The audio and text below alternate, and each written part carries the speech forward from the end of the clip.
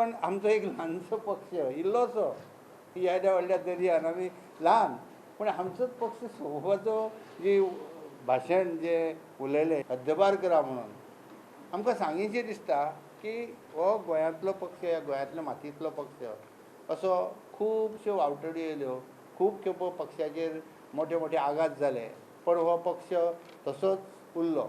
Phoenix पक्षा प्रमाणे परत परत परत परत उबारिकेत येयलो कित्याक गोंयच्या जनतेक तो पक्ष जाय.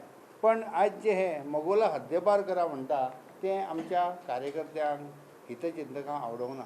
घेतलो पाठिंबो काढून काडून घेतलो. आम्ही घेतलो ठराव सुद्धा केंद्रीय समितीची बैठकीत आम्ही ठराव घेतला, आम्ही पाठिंबो काढला.